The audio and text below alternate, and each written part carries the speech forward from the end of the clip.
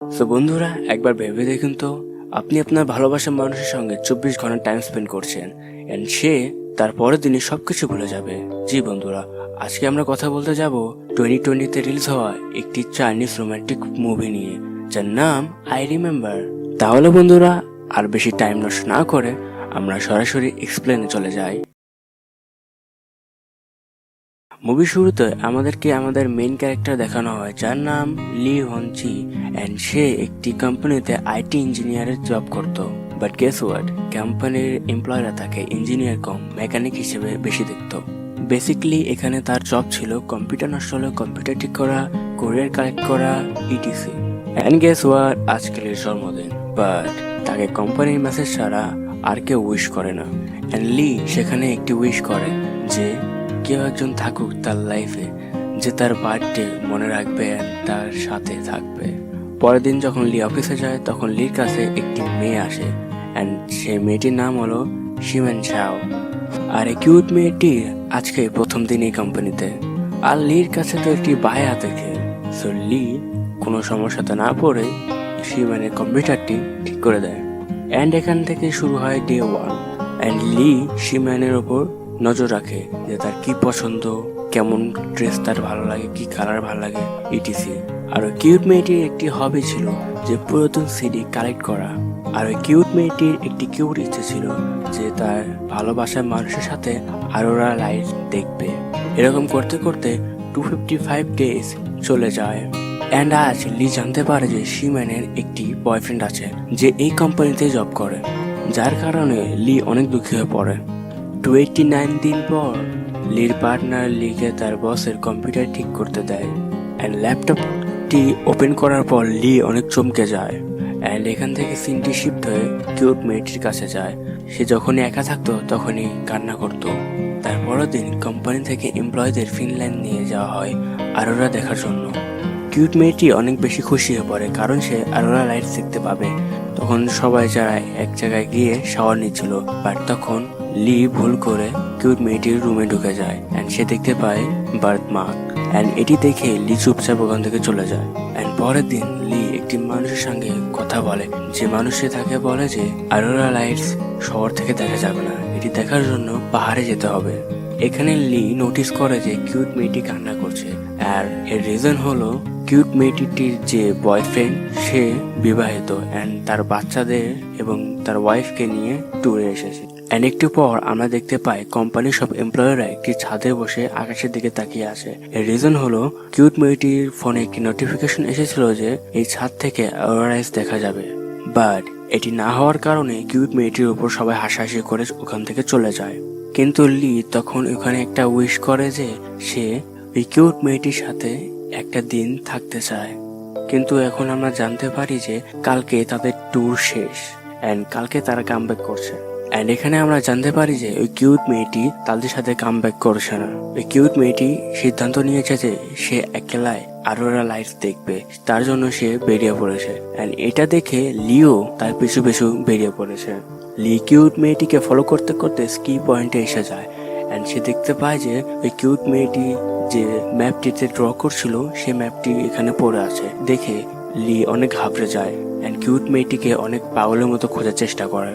খোঁজাখুঁজির পরে যখন লি কিউট মেয়েটিকে পায় না, তখন সে পুলিশের সাহায্য নেয় এন্ড পুলিশরা ওই কিউট মেয়েটির বডি উদ্ধার করে এন্ড ডক্টরের কাছে যখন নিয়ে যায় তখন ডক্টর বলে যে এই মেয়েটি সুসাইড করতে চেয়েছিল। এন্ড এখানে ডক্টর লিখে বলছিল যে বেশিক্ষণ বরফে আটকে থাকার কারণে কিউট মেয়েটির টিজিএ হয়েছে, যার ফলে সে 24 ঘন্টা যা যা করবে তার পরের দিন সব কিছু ভুলে যাবে। এন্ড এই 24 ঘন্টা কিউট মেয়েটির কিছুই মনে থাকবে না, তার পাস্টও।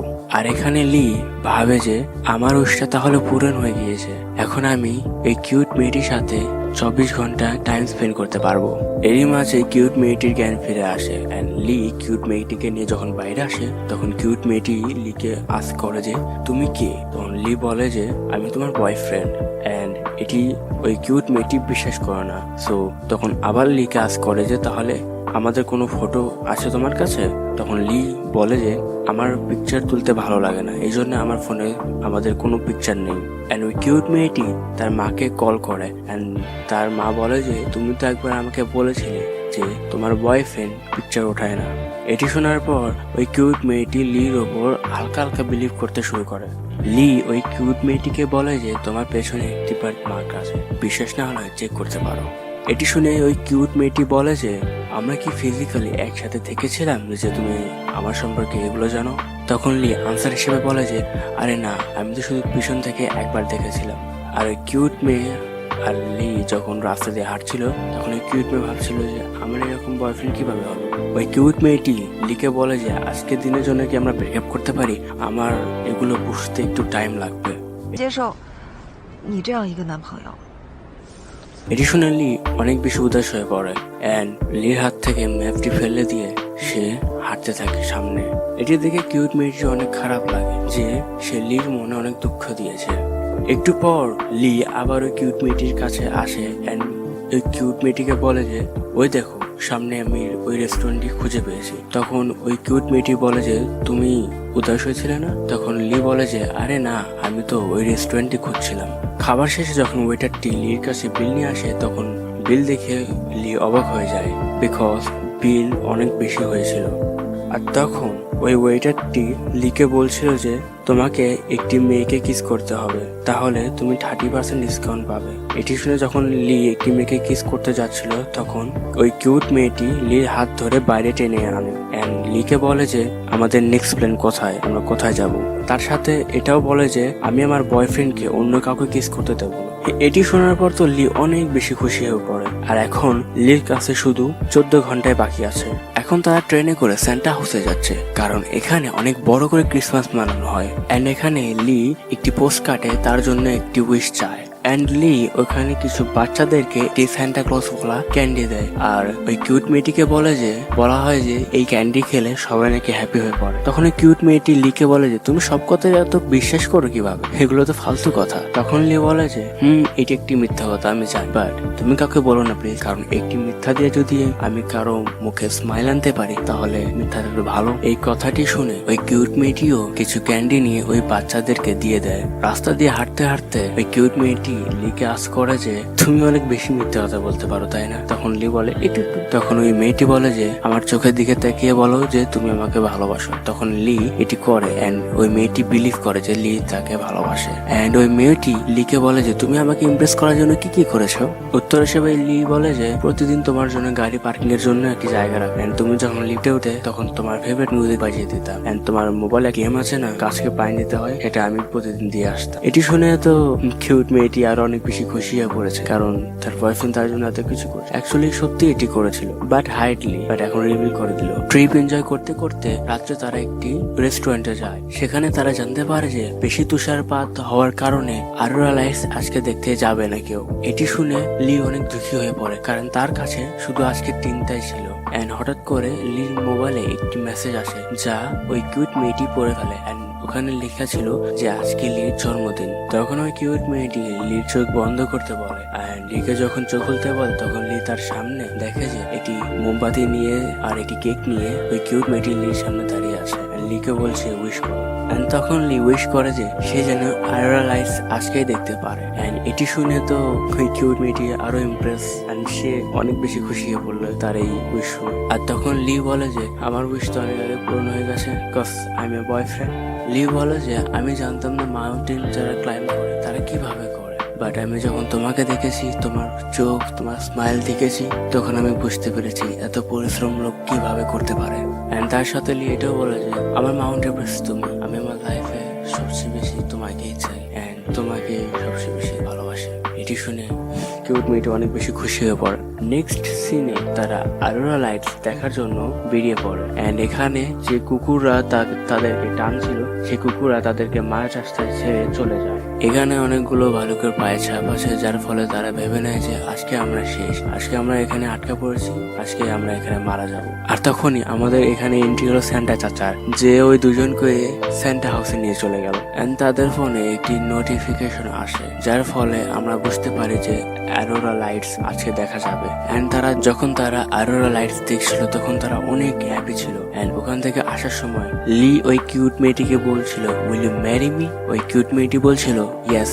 এটি শুনে ওই স্যান্টা গুলো অনেক খুশি হয়ে পড়ে এন্ড তারা ওখান থেকে যাওয়ার সময় ইগলু চার্চে যায় ওইখানে তারা নর্মালি ফেক বিয়ে করে ফেলে। এন্ড তখন ওই সান্টা ক্লজ একটি গিফট হিসেবে একটি সিডি দেয়, এন্ড ওই সিডি তারা ওই গিফট হিসেবে গ্রহণ করে। যখন তারা হোটেলে ব্যাক করে তখন তারা অনেকগুলো কথা বলতে থাকে, বাট ওই কিউট মেয়েটি লিকে বলছিল, তুমি কি কখনো কাউকে কিস করেছো? জবাব হিসেবে লি বলছিল না। যখন ওই মেয়েটি লিকে কিস করতে যাচ্ছিল তখন লি বলছিল যে আই এম সরি, আমাকে তুমি মাফ করো, আমি তোমার বয়ফ্রেন্ড না, আমি জাস্ট তোমাকে পছন্দ করতাম, এন্ড আমি একদিন উইশ করেছিলাম যেন আমি তোমার সাথে একদিন থাকতে পারি, এজন্য মনে হয় আমার এই উইশটা পূরণ হয়েছে। এটি শুনে ওই কিউট মেয়েটি বলে যে তাহলে তুমি আমার ব্যাগ কিভাবে দেখলে? তখন লি বলে যে ওটা তো আমি ব্যাস এমনি দেখে ফেলেছিলাম। তখন ওই কিউট মেয়েটি লিকে তার রুম থেকে বেরিয়ে যেতে বলে, আর ওই কিউট মেয়েটি তার রিয়েল বয়ফ্রেন্ডকে কল করে।